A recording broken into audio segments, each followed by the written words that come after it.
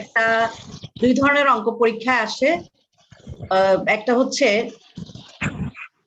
সম্ভাবনা দেয়া মান দেয়া থাকে এরকম একটা প্রশ্ন থাকে, আর একটা হচ্ছে সম্ভাবনার মান দেয়া থাকে না এরকম প্রশ্ন থাকে। তো গত ক্লাসে তোমাদের যেটা অঙ্ক করিয়েছিলাম, আমি একটা ভিডিও দিয়েছিলাম আর কি, যেটা এর আগে আমাদের জুম অনলাইন ক্লাস শুরু হওয়ার আগে, সেই ওখানে কিন্তু একটা তোমাদের যে অঙ্কটা ছিল সেটা ছিল সম্ভাবনা নাই, এই ধরনের একটা অঙ্ক ছিল। দুই রকমের অঙ্ক পরীক্ষা আসে, একটা হচ্ছে সম্ভাবনা আছে, একটা হচ্ছে সম্ভাবনা নাই। আজকে তোমাদের একটা সম্ভাবনা মান দেয়া আছে সেরকমই একটা অঙ্ক তোমাদের করাবো।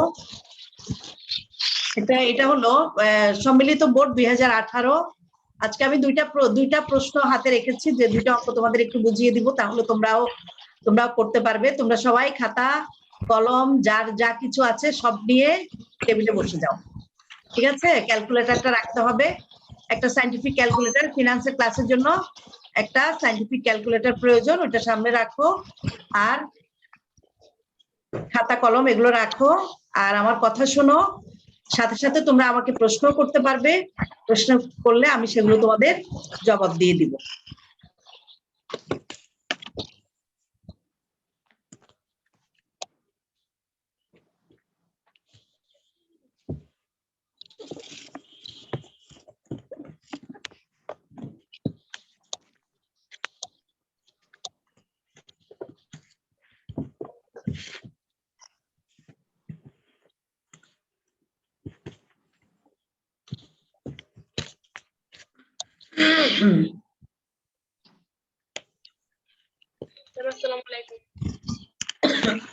ওয়ালাইকুম আসসালাম।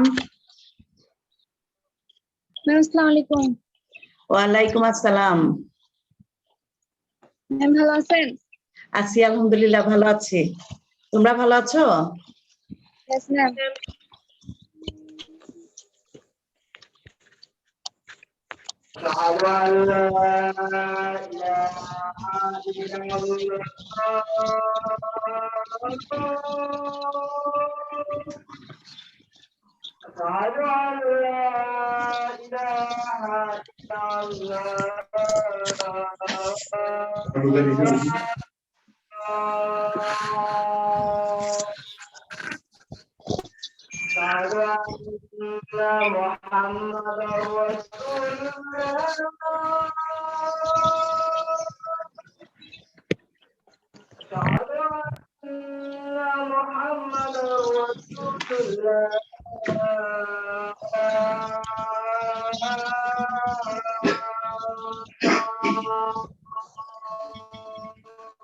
ছাত্রীরা তোমরা কি দেখতে পাচ্ছ? হ্যাঁ, আমি তোমাদেরকে একটা প্রশ্ন দিয়েছি, এটা সম্মিলিত বোর্ড 2018 সালে সারা বাংলাদেশে দুইটা প্রশ্ন হয়েছিল। চট্টগ্রাম, রাজশাহী, কুমিল্লা বোর্ডে একই প্রশ্ন, আর অন্য 5টা বোর্ডে একই আরেকটা প্রশ্ন আসছিল। সেই প্রশ্নটা তোমাদের স্ক্রিনে একটু প্রশ্নটা তোমরা দেখতে পাচ্ছ। এখানে মিজান স্টক এ ও স্টক বি সম্পর্কে নিম্নোক্ত তথ্যসমূহ সংগ্রহ করেছেন। এখানে তথ্যের মধ্যে কি কি আছে দেখো। অর্থনৈতিক অবস্থা দেয়া আছে 3টা, মন্দাভাব, স্বাভাবিক, চাঙ্গা, এটা অনেক সময় না থাকলেও চলে। সম্ভাবনার মান দেয়া আছে 20%, 50% এবং 30%। স্টক এ ছিল, এর যেগুলো দেয়া আছে এগুলো হচ্ছে আয়ের হার 15%, 20%, 60%, বি হচ্ছে 20%, 30% এবং 40%। তাহলে আমাদের এখানে প্রশ্নটা হলো পোর্টফোলিও, প্রশ্নটা ছিল পোর্টফোলিও কি, ঝুঁকিপূর্ণ পরিবেশে সিদ্ধান্ত গ্রহণ সর্বদা অলাভজনক হয়, ব্যাখ্যা করো। আর আমাদের করতে বলা হয়েছে স্টকের গড় মুনাফার হার নির্ণয় করো। তারপরে ছিল উদ্দীপকে কোন স্টকটিতে বিনিয়োগ করা অধিক যুক্তিযুক্ত, তা গাণিতিক বিশ্লেষণের মাধ্যমে দেখাও।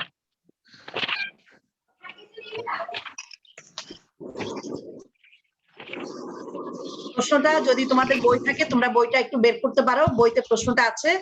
বোর্ডের প্রশ্নটা হলো 2018 সম্মিলিত বোর্ড 2018 চট্টগ্রাম, রাজশাহী এবং কুমিল্লা বোর্ডের যে প্রশ্নটা আসছে সেই প্রশ্নটা একটু বের করে ফেলো সবাই। প্রশ্নটা দেখেই তোমরা বুঝতে পারবে সূত্র কোনটা হবে, কারণ যদি সম্ভাবনা দেয়া থাকে তাহলে এক ধরনের সূত্র, আর যদি সম্ভাবনার মানটা দেয়া না থাকে তাহলে সূত্রটা আলাদা হবে। গত ক্লাসে যেহেতু আমি সম্ভাবনা ছাড়া অঙ্কটা করিয়েছিলাম, আজকে তোমাদেরকে সম্ভাবনার মান দেয়া আছে, সেই ধরনেরই এই অঙ্কটা নিয়েছি আমি, এটা তোমাদের একটু করাবো।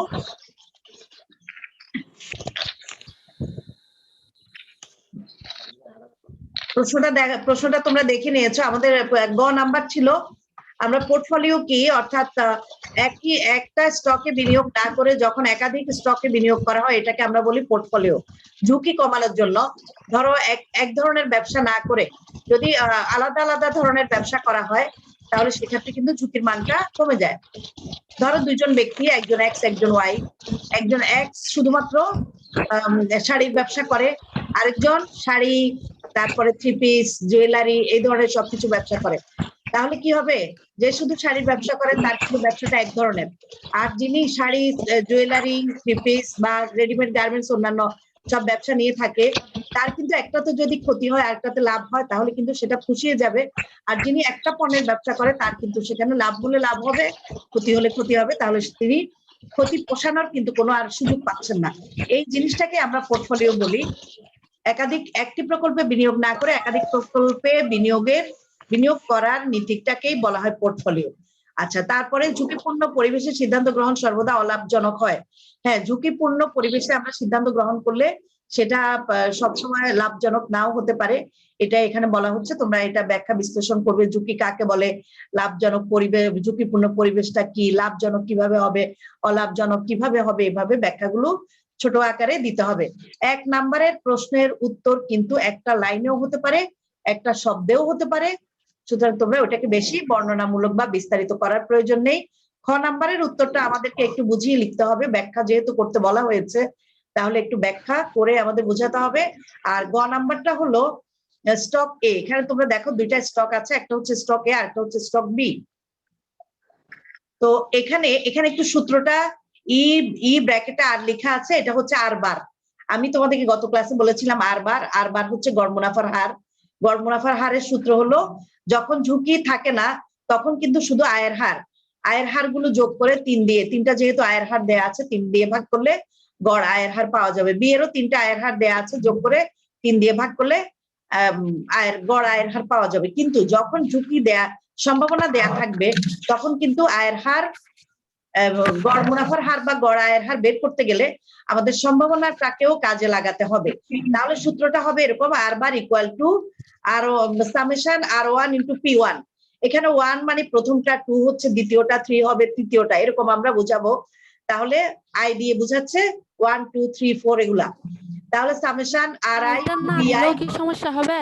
কোনটা? আর বার না, যেটা আছে ওটা লিখতেও সমস্যা নেই, যেটা আছে সেটাও তোমরা লিখতে পারো। আর বার যেহেতু আমরা সবসময় বলি তাহলে ওইটা লিখলেও ভালো। এটা হ্যাঁ আর্নিং, এটা হচ্ছে আর্নিং রেট। ই আর দিয়ে বোঝায় আর্নিং রেট অর্থাৎ আয়ের হার। হ্যাঁ, আর বার দিয়েও বোঝায় গড় আয়ের হার। তাহলে দুটাই কিন্তু সঠিক, দুটা যে কোনো একটা তোমরা লিখতে পারো। তো এখানে সূত্রটা হবে, যেখানে সম্ভাবনা দেয়া আছে তোমরা দেখো, সম্ভাবনা 20% প্রথমটা, আর স্টক এর আয়ের হার হচ্ছে 15%। তারপরে আমাদের যেহেতু এটা বের করতে বলছে, তারপরটা হলো 50%, সম্ভাবনা হলো 50%, স্টক এর আয়ের হার হলো 20%। আবার সম্ভাবনা হলো 30%, স্টক এর আয়ের হার হলো 60%। আমরা এটাকে দশমিকে নিতে পারি, আবার যদি দশমিকে না নিয়ে গুণ করে করেও দিয়ে দেই তাহলেও কিন্তু রেজাল্টটা একই আসবে। আচ্ছা, আমরা কি করব, 15টা ঠিক রাখলাম, 15%, আর 20% কে 15 ইন্টু 20% দিতে পারো অথবা 0.20 দিতে পারো। 15 ইন্টু 20% অথবা 0.20, তারপরে 20 গুণ 50% অথবা 0.50, তারপরে 60 বা 60 গুণ 30% অথবা 0.30 দিয়ে গুণ করলে টোটাল আসবে 31 হবে। 31টা কিন্তু পার্সেন্ট। আবার যদি 20টাও 0.20, 50 কে 0.50, 30 কে 0.30 ধরো, আর 15% কে 0.15, 0.20, 0.60 ধরো, তাহলেও কিন্তু শেষের দিকে গিয়ে যে রেজাল্টটা আসবে সেটাকে আবার 100 দিয়ে গুণ করে পার্সেন্টেজে আনতে হবে। অর্থাৎ আমরা যখন কোনো একটা সংখ্যাকে পার্সেন্টেজে নিতে চাই সেক্ষেত্রে 100 দিয়ে গুণ করতে হয়। আবার যদি পার্সেন্টেজটাকে ভেঙে আমরা দশমিকে আনতে চাই তাহলে কিন্তু 100 দিয়ে ভাগ করতে হয়। তাহলে আমরা এখন কি করব, আমরা আয়ের হারটা ঠিক রাখবো, আর ওইটাকে আমরা পয়েন্টে নিয়ে যাব, পয়েন্টে নিয়ে আমরা গুণ করলে আসবে রেজাল্ট 31%। এরপরে আমরা বের করবো এবার উদ্দীপকে কোন স্টকটিতে বিনিয়োগ করা অধিক যুক্তিযুক্ত, তা গাণিতিক বিশ্লেষণের মাধ্যমে মন্তব্য করো। এখন এখানে দেখো দুইটা স্টক ছিল, একটা ছিল স্টক এ আর একটা ছিল স্টক বি। আমরা স্টক এর গড় আয়ের হার বের করেছি। আমরা জানি যে কোনটাতে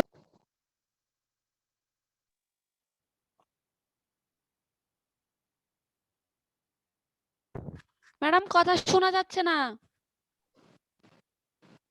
মিউট করে রয়েছে, আনমিউট। ম্যাম কি অ্যাকাউন্টিং নিচ্ছে না ফিনান্সটা করাচ্ছে? ফিনান্স করাচ্ছে না ইয়া কি বোর্ড কোশ্চেন কত 18? 18।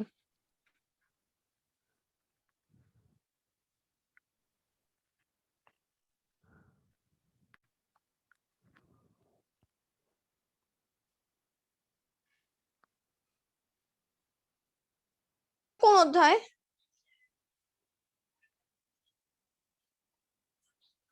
টুম্পা আছে লাইনে? নবম অধ্যায়। টুম্পা আছে? ম্যাডাম আপনার কথা শোনা যাচ্ছে না, আপনি মিউট করে রাখছেন।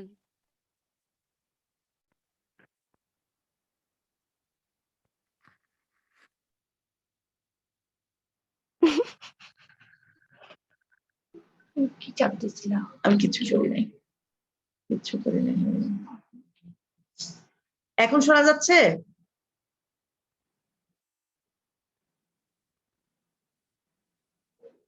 মেয়েরা এখন শোনা যাচ্ছে?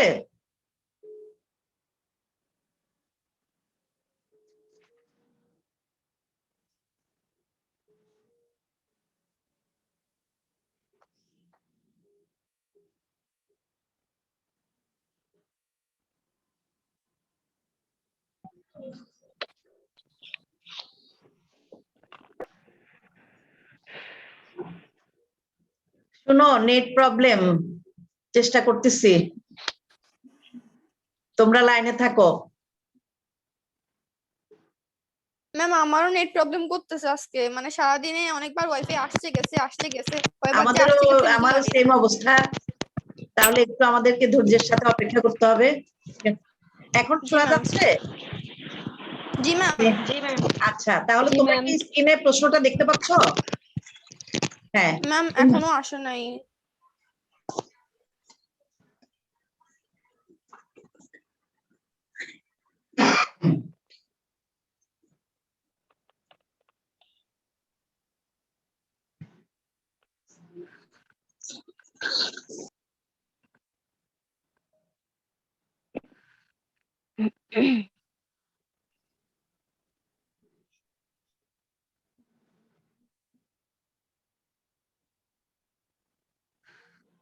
এখন ঠিক আছে, দেখো তো। জি ম্যাম। আচ্ছা দেখো তাহলে এবার একটু দেখো। আচ্ছা, প্রথমে আবার একটু বলছি, গড় মুনাফার হার তো আমরা এ স্টক এর গড় মুনাফার হারটা বের করলাম, কিন্তু আমরা যদি আদর্শ বিচ্যুতি বের করতে চাই তাহলে আমাদের গড় মুনাফার হার লাগবে, আর আমরা যদি বিভেদাঙ্ক বের করতে চাই তাহলে আমাদের আদর্শ বিচ্যুতি গড় মুনাফার হার দুইটাই লাগবে। তাহলে তোমরা একটু দেখো, আমরা শুধু এর গড় মুনাফার হারটা বের করলাম। এবার আমরা স্টক এর আদর্শ বিচ্যুতিটা বের করবো। আদর্শ বিচ্যুতির সূত্র হলো summation R I minus R bar whole square. Summation R I minus R bar whole square হবে R bar whole square into P1 PI। হ্যাঁ, সামেশন দিলে এখানে আইটা ব্যবহার করবা, অর্থাৎ আই দিয়ে 1 2 3 4 বুঝায়।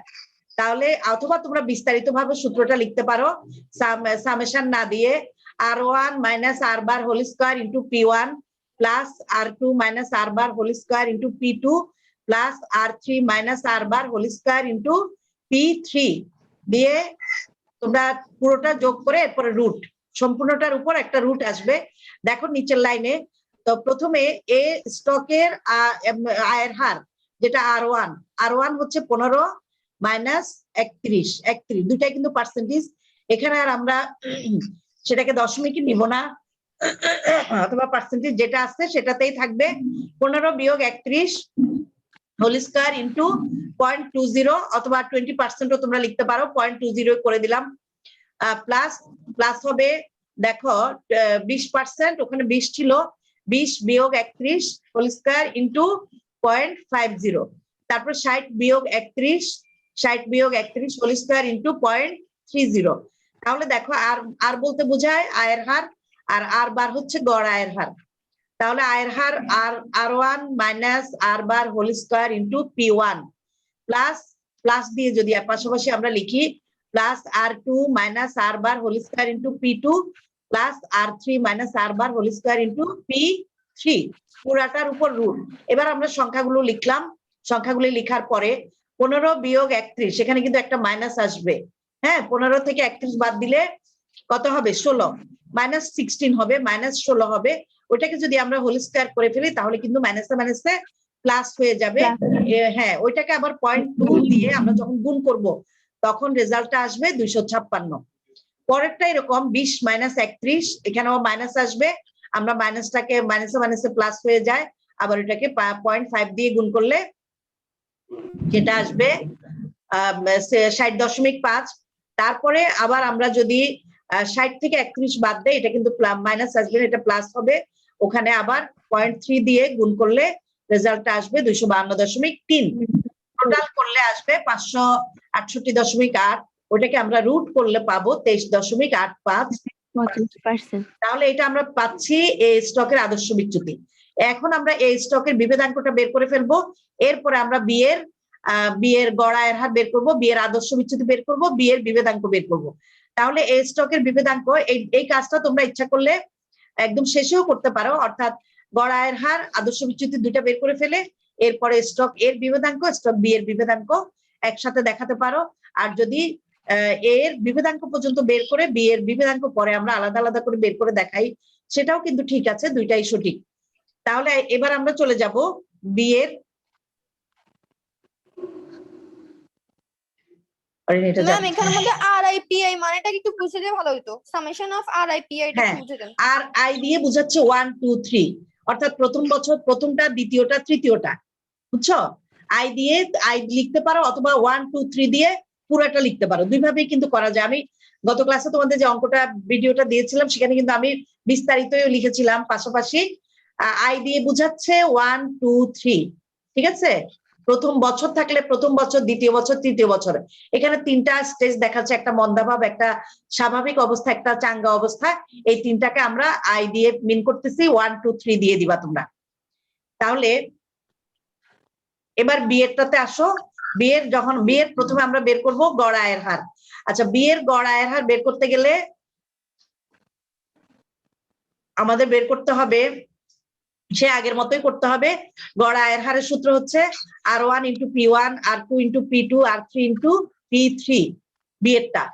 তারপরে বি এর বের করতে হবে আদর্শ বিচ্যুতি, তারপরে বের করতে হবে সিভি অথবা বিভেদাঙ্ক। তাহলে এখানে একটা জিনিস করা হয়নি, তোমরা এটা করে নিবে। এটা হচ্ছে আমরা গড় আয়ের হারটা বের করি নাই, গড় আয়ের হারটা আসবে, আচ্ছা গড় আয়ের হার এখানে দুইটা 31% হওয়ার কথা না, আলাদা হওয়ার কথা, দুইটা আলাদা আলাদা আসবে। তোমরা একটু করে দেখো তো কত আসে, কিভাবে করবে একটু বলে দিচ্ছি আমি। প্রশ্নটা দেখে দেখে তোমাদের বলে দিই, প্রশ্নটা দেখে দেখে বলে দিই। আমরা যখন বি এরটা বের করব, বি এর হবে R1 হলো 20 ইন্টু 0.20 প্লাস 30 ইন্টু 0.50, তারপরে হচ্ছে 40, 3 নাম্বারটা হচ্ছে 40 ইন্টু 0.30। হ্যাঁ, সবগুলি প্লাস করবে, 20 ইন্টু 0.20 প্লাস, অর্থাৎ R1 into P1, R2 into P2, R3 into P3, তিনটা করবে, করলে রেজাল্টটা কত আসে এটা দেখো।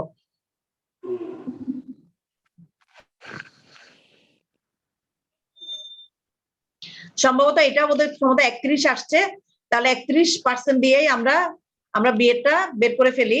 31% ধরে যদি আমরা করতে চাই তাহলে দেখো বি এর আদর্শ বিচ্যুতি R1 minus R bar whole square into P1। R1 হচ্ছে প্রথমটা 20, তারপরে 31 বিয়োগ 31, হোল স্কয়ার দিয়ে 0.20 plus 30 minus 31 whole square into 0.50 plus 40 minus 31 whole square into 0.30 পুরোটার উপর রুট হবে। এবার আমরা প্রত্যেকটা রেজাল্ট আলাদা আলাদা করে যখন বের করব, প্রথমটা আসবে 24.2, তারপরটা আসছে 60.5, তারপরটা হচ্ছে 36.3, সবগুলো যোগ করলে হবে 121। এটাকে যদি আমরা রুট করি 11%, তাহলে আদর্শ বিচ্যুতি বি এর আদর্শ বিচ্যুতি হচ্ছে 11%। এর আদর্শ বিচ্যুতি ছিল 23.85%, ঠিক আছে। এর আদর্শ বিচ্যুতি ছিল 23.85%, আর বি এর আদর্শ বিচ্যুতি পাওয়া যাচ্ছে এখানে দেখা যাচ্ছে 11%। এখন আমরা বি এর বিভেদাঙ্কটা বের করব। বিভেদাঙ্ক সূত্র হলো আদর্শ বিচ্যুতি ভাগ গড় আয়ের হার। এটাও আমরা বের করেছি, আদর্শ বিচ্যুতি ভাগ গড় আয়ের হার। এর আদর্শ বিচ্যুতি ছিল 23.85 আর গড় আয়ের হার ছিল 31। আবার বি এরও আদর্শ বিচ্যুতি হচ্ছে 11% আর গড় আয়ের হার হচ্ছে 31। তাহলে রেজাল্টটা আসবে বি এর সিবিটা পাওয়া যাচ্ছে 35.48। আমরা জানি যে প্রকল্পের অথবা যে স্টকের অথবা যে প্রতিষ্ঠানের বিভেদাঙ্ক কম সেটি কম ঝুঁকিপূর্ণ। আদর্শ বিচ্যুতির ক্ষেত্রে একই নিয়ম, যেটির আদর্শ বিচ্যুতির রেজাল্ট কম আসবে সেটি কম ঝুঁকিপূর্ণ, যেটি রেজাল্ট বেশি আসবে সেটি বেশি ঝুঁকিপূর্ণ। গড় আয়ের হারের ক্ষেত্রেই শুধু আলাদা হবে।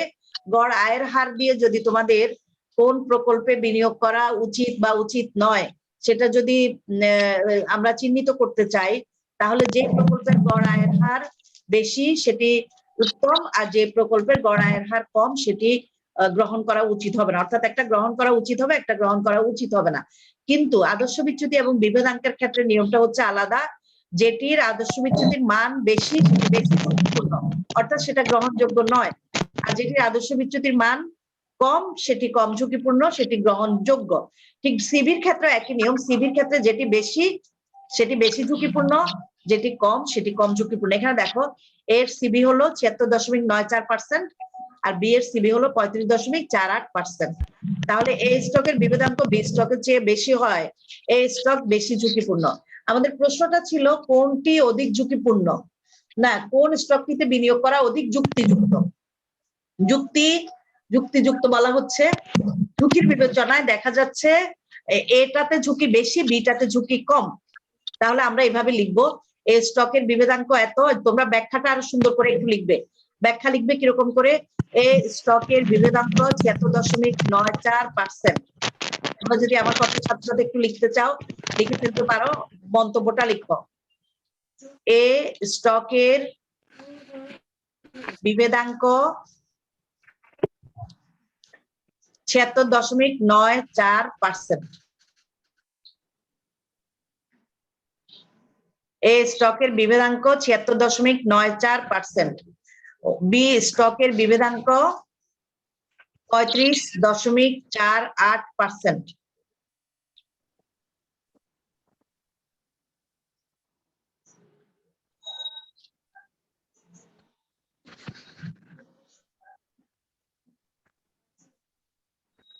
লিখছো? তাহলে আমরা দুইটা বিভেদাঙ্ক লিখলাম, এ স্টকের এত, বি স্টকের এত। লেখার পরে তারপরে তোমরা লিখবে আমরা জানি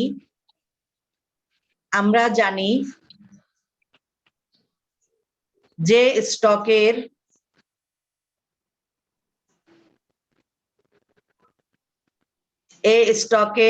বিভেদাঙ্ক, আমরা জানি যে স্টকের বিভেদাঙ্ক বেশি সেটি বেশি ঝুঁকিপূর্ণ। আমরা জানি যে স্টকের বিভেদাঙ্ক বেশি সেটি বেশি ঝুঁকিপূর্ণ, এবং যে স্টকের বিভেদাঙ্ক কম সেটি কম ঝুঁকিপূর্ণ। আমরা জানি যে স্টকের বিভেদাঙ্ক বেশি সেটি বেশি ঝুঁকিপূর্ণ, এবং যে স্টকের বিভেদাঙ্ক কম সেটি কম ঝুঁকিপূর্ণ। যেহেতু বি স্টকের বিভেদাঙ্ক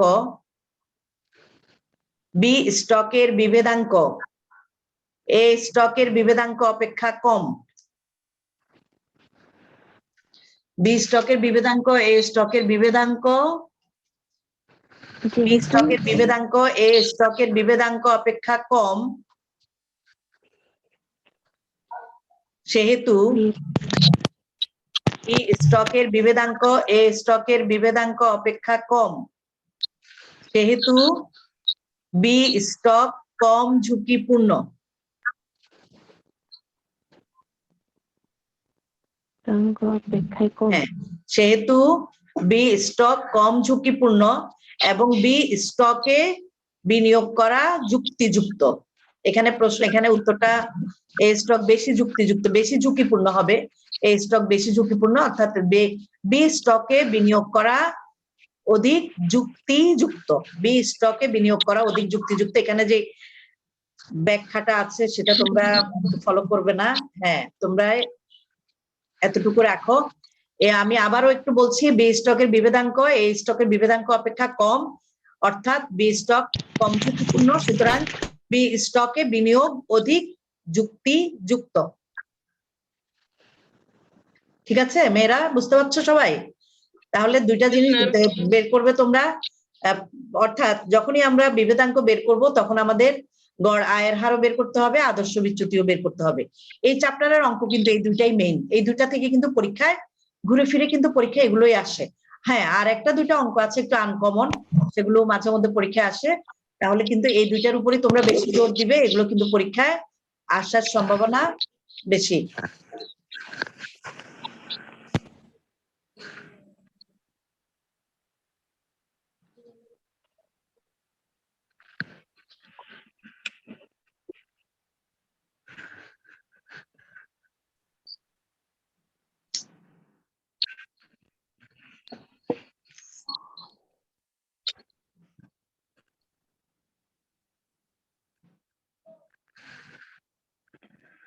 হুম হুম হুম হুম।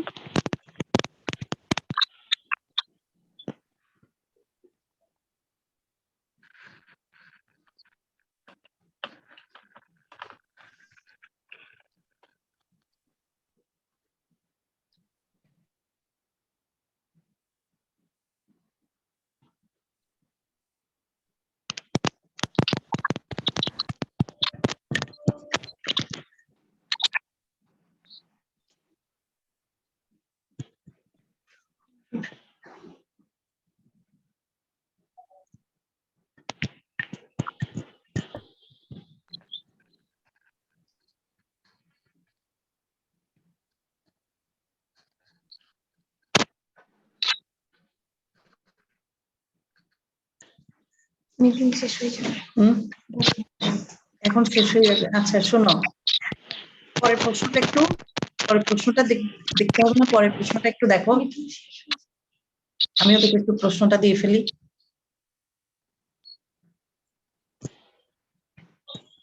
ম্যাম একটা কোশ্চেন ছিল। হ্যাঁ বলো বলো। এক্সামের জন্য বোর্ড কোশ্চেন গুলো ফলো করলে হবে?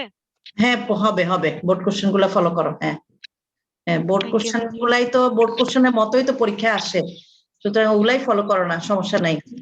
হ্যাঁ, আচ্ছা দেখতে থাকো। আর কোনো সমস্যা থাকলে আমাদের সাথে যোগাযোগ করতে পারো, আমার তো ফোন নাম্বারটা আছেই, তোমরা ফোনও করতে পারো আমাদেরকে। আমি তো বলি তোমরা ফোন করো, পড়াশোনার ব্যাপারে আমাদেরকে ফোন করো।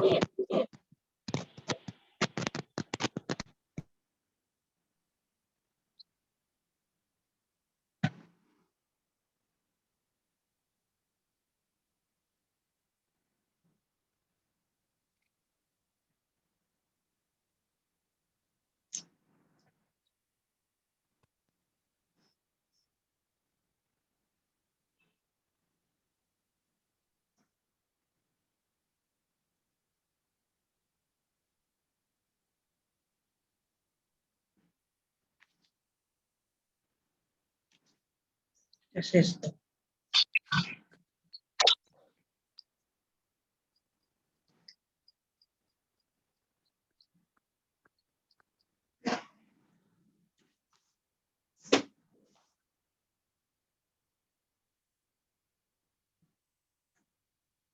আমি তোমাদেরকে আরেকটা প্রশ্ন দেখাচ্ছি, তোমরা একটু দেখো। ফয়েজ আহমেদ আর্থিক বাজারে বিনিয়োগ করতে আগ্রহী, তিনি পোর্টফোলিও বিনিয়োগ সম্পর্কে অবগত, অবশেষে তিনি দুইটি সিকিউরিটি যে কোনো একটিতে বিনিয়োগ করতে চান, হ্যাঁ, তোমাদের প্রশ্নটা কিন্তু এই টাইপেরই থাকবে। 2014 বছর দেয়া আছে 3টা, 2014, 15, 16। আয়ের হার দেয়া আছে 3টা, সিকিউরিটি এ, সিকিউরিটি বি। তারপরে সাইমন কোম্পানি, এটা হচ্ছে উপরেরটা হচ্ছে আলাদা, ফয়েজ আহমেদ, আর নিচেরটা হচ্ছে সাইমন কোম্পানি। সাইমন কোম্পানির ওখানে সাইমন কোম্পানি লেখা আছে বিটার মান 1.70, অর্থাৎ 1.70, বাজার আয়ের হার 15%, ট্রেজারি বিলের আয়ের হার হলো 6%। তাহলে কে কি বের করতে বলছে? প্রথমে ঝুঁকিমুক্ত আয়ের হার কি, তারপরে এরপরে থাকে সিএপিএম মডেলে বিনিয়োগ সিদ্ধান্ত গ্রহণকে অপরিহার্য, ব্যাখ্যা করো। উদ্দীপকে সাইমন কোম্পানির প্রত্যাশিত আয়ের হার নির্ণয়। এখানে দুইটা কোম্পানি, একটা ফয়েজ আহমদ, একটা সাইমন কোম্পানি। আমরা এখানে দুইটা গ নাম্বারে সাইমন কোম্পানিটাই করতে বলা হয়েছে, সাইমন কোম্পানিটাই করতে বলা হয়েছে। সাইমন কোম্পানির এই সূত্রটা হবে, আলাদা একটা সূত্র আসবে। তোমরা একটু সূত্রটা দেখো। এটাও কিন্তু আর বা গড় আয়ের বা প্রত্যাশিত আয়ের হার অথবা গড় আয়ের হার, আর এফ আর আই অথবা আর বারও দিতে পারো তোমরা। R I equal to R F plus bracket দিয়ে R M minus R F bracket শেষ ইন্টু বি, অর্থাৎ বিটা, বি দিয়ে বিটার মান বোঝায়। তাহলে আর এফ হচ্ছে ঝুঁকিমুক্ত আয়ের হার, আর এম হচ্ছে বাজার আয়ের হার, বি দিয়ে বোঝায় বিটা। তিনটা জিনিসই কিন্তু প্রশ্ন উপরে দেওয়া আছে। দেখো বিটার মান 1.70, বাজার আয়ের হার হচ্ছে 15%, ট্রেজারি বিলের আয়ের হার হচ্ছে 6%। ট্রেজারি বিলের আয়ের হারটা হচ্ছে ঝুঁকিমুক্ত আয়ের হার, অর্থাৎ ট্রেজারি বিলে কোনো ঝুঁকি নেই, অর্থাৎ এটাতে কখনোই ক্ষতি হয় না, সবসময় লাভ হয়। এই জন্য এটা হচ্ছে ঝুঁকিমুক্ত একটা আয়ের বিনিয়োগের উপায় আর কি। ট্রেজারি বিল ক্রয় করলে সেখানে বিনিয়োগ করলে ঝুঁকি থাকে না। বাজার আয়ের হার উঠানামা করে, বাজার আয়ের হার, এই জন্য এটা কি ঝুঁকিমুক্ত আয়ের হার বলা হয়, আরেকটা বাজার আয়ের হার। এখন সূত্রটা হচ্ছে R F plus R M minus R F ব্র্যাকেটে ইন্টু বিটা। তাহলে দেখো আর এফ কত? আর এফ হচ্ছে 6, বা যেটা ঝুঁকিমুক্ত, তোমরা একটু পাশে লিখে রাখো। এখানে আর এফ হচ্ছে ঝুঁকিমুক্ত আয়ের হার, আর এফ কি বোঝায়? আয়ের হার, এফ দিয়ে বোঝায় ফ্রি, রিস্ক ফ্রি। হ্যাঁ, ঝুঁকিমুক্ত আয়ের হার। তারপর আর এম হচ্ছে বাজার আয়ের হার, এম হচ্ছে মার্কেট, আর হচ্ছে রেট অফ মার্কেট বা বাজার আয়ের হার। তাহলে আর এফ হচ্ছে ঝুঁকিমুক্ত আয়ের হার সমান 6%, আর এম বাজার আয়ের হার, মানে কি? আর এম হচ্ছে বাজার আয়ের হার, আর এফ হচ্ছে ঝুঁকিমুক্ত আয়ের হার। আর এম হচ্ছে বাজার আয়ের হার 15%, আর বিটা লিখো 1.75, 1.70, 1.7। তাহলে প্রথমে সূত্রটা লিখবে, পাশে এটা একটু ব্যাখ্যা দিবে, এখানে কি কি দেয়া আছে এটা লিখবে, তারপরে আমরা অঙ্কটা করব। তাহলে 6 যোগ ব্র্যাকেটে লিখবা 15 বিয়োগ 6 ইন্টু 1.7 দিয়ে আমাদের রেজাল্ট আসবে 21.3। তাহলে সাইমন কোম্পানির প্রত্যাশিত আয়ের হার হচ্ছে 21.3। এরপরে ঠিক আগের অঙ্কটার মতো না, এটা একটু যে তোমাদেরকে গত ক্লাসেও বলেছিলাম, আজকেও আবার বলছি, সেটা হলো একটা প্রশ্ন হচ্ছে বছর দেয়া থাকে, আর একটা প্রশ্ন হচ্ছে বছর দেয়া থাকে না। একটাতে বছর দেয়া থাকবে, আরেকটাতে সম্ভাবনার মান দেয়া থাকবে। দুই ধরনের প্রশ্ন। যেটাতে বছর দেয়া থাকে অর্থাৎ সম্ভাবনা দেয়া থাকে না, সেক্ষেত্রে কিন্তু আমরা গড় আয়ের হার বের করি সাধারণ নিয়মে। সূত্রটা কিরকম? আমরা সিকিউরিটি এর যখন গড় আয়ের হার বের করবো, R bar equal to R1 plus R2 plus R3 ভাগ n ডিভাইডেড বাই n হবে। সূত্রটা লিখবে R1 plus R2 plus R3 divided by n। আবার বলছি, R1 plus R2 plus R3 divided by n হবে